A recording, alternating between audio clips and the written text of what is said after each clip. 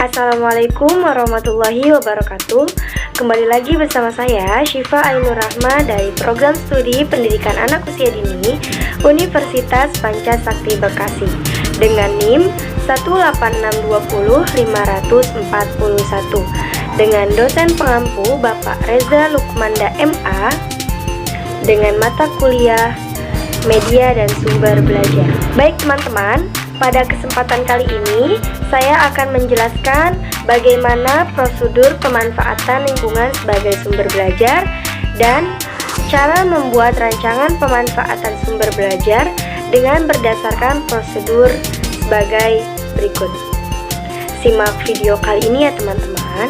Dalam prosedur pemanfaatan lingkungan sebagai sumber belajar, ada 3 langkah yang bisa ditempuh dalam menggunakan lingkungan sebagai sumber belajar bagi anak usia dini. Yang pertama yaitu langkah perencanaan. Perencanaan menempati bagian yang paling penting melalui perencanaan yang matang yang disusun secara sistematika dan dalam pola pemikiran yang menyeluruh akan memberi landasan yang kuat dalam melaksanakan kegiatan pembelajaran, khususnya pembelajaran anak usia dini. Guru selaku pengelola kegiatan belajar harus mengetahui dan memahami tentang apa-apa yang harus direncanakan.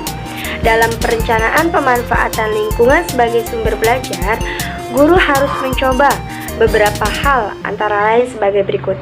Yang pertama, kegiatan apa yang harus dikerjakan anak? Penentuan kegiatan-kegiatan itu berdasarkan tujuan pembelajaran yang hendak dicapai oleh anak. Memberikan kesempatan kepada anak untuk memanfaatkan lingkungan sebagai sumber belajar.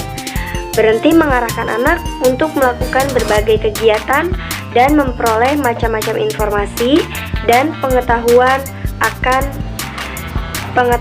yang bermanfaat untuk anak. Yang kedua, menentukan di tempat-tempat mana kegiatan-kegiatan akan dilaksanakan oleh anak usia dini. Pemanfaatan lingkungan sebagai sumber belajar pada umumnya menawarkan berbagai kegiatan untuk anak. Tiap objek sebagai sumber kegiatan biasanya didapatkan dalam tempat yang berbeda-beda. Yang ketiga yaitu penentuan waktu untuk tiap tahap kegiatan dan target yang hendak dicapai dari waktu ke waktu. Selanjutnya, langkah yang kedua di sini terdapat langkah pelaksanaan.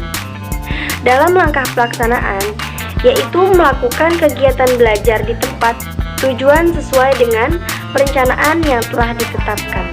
Untuk langkah yang terakhir, di sini terdapat langkah tindak lanjut, di mana pada langkah tersebut dari semua kegiatan yang telah dilaksanakan oleh anak bisa berupa kegiatan belajar di dalam kelas untuk mendiskusikan hasil-hasil yang telah diperoleh dari lingkungan.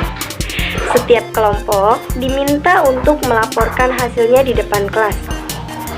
Kelompok lainnya mendengarkan dan memberikan tanggapan seperlunya. Pada akhirnya, kita sebagai guru diminta untuk dapat memberikan penjelasan dan pembahasan akhir yang dikaitkan dengan tujuan pembelajaran. Guru juga dapat memberikan penilaian terhadap kegiatan-kegiatan dan hasil yang telah dicapai masing-masing anak.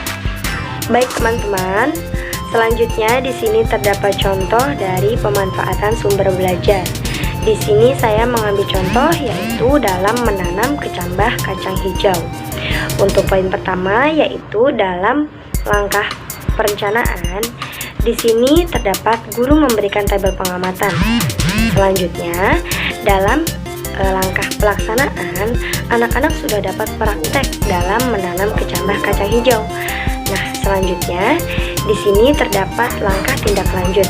Pada langkah tindak lanjut, anak-anak dapat menulis hasil pengamatan yang telah dilakukan dalam praktek menanam kacang hijau.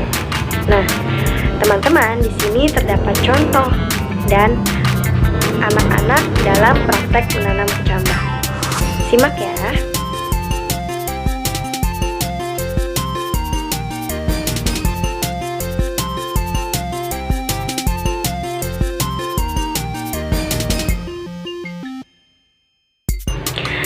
Baik teman-teman, mungkin itu saja yang dapat saya sampaikan. Semoga bermanfaat untuk teman-teman semua. Wassalamualaikum warahmatullahi wabarakatuh.